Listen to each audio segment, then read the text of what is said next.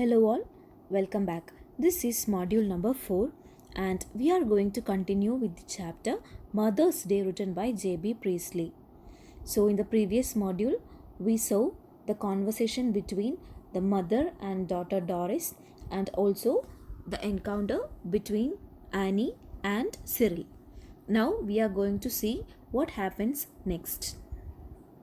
It is the scene between mother and children.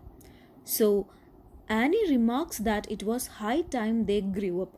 So Doris asked her if they had done something wrong. So Annie tells them that it is actually her children's and her husband's behavior that bothered her the most. So they always came, asked for something, and went without bothering to know whether she wanted to go out or how she was feeling. So she always does her best to keep everybody happy, but all three of them were not bothered about her. So all these conversations happen between the mother and the children.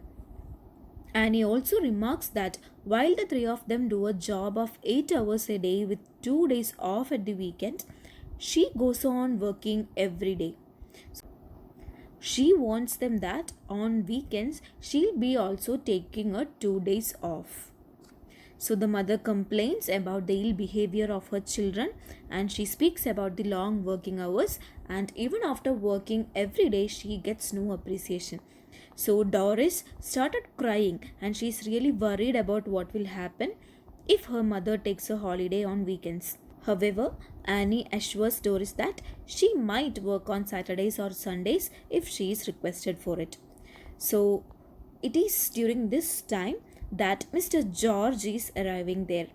So husband and wife is going to have their conversation now after the conversation between the mother and children. So Mr. George Pearson enters the house. He's a person of 50 years and he considers himself as a very important person. So he gets annoyed at his wife who is sipping beer when he enters. He tells her that he does not want any tea and he has to go to the club for supper. But the wife tells him that she has not prepared any tea anyway. And Annie continues to rebuke him, telling him that he is not respected in the club where he keeps going every day. She tells him that people at the bar in the club call him Pompey Ompy Pearson, and she is making him realize his condition in the club that he was not aware of.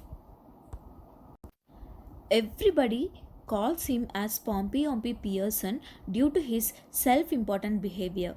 So George cannot believe what Annie says and confirms the truth from his son Cyril. So this is where we are going to end this module today. We'll discuss the next part of the story in the next class. Thank you all.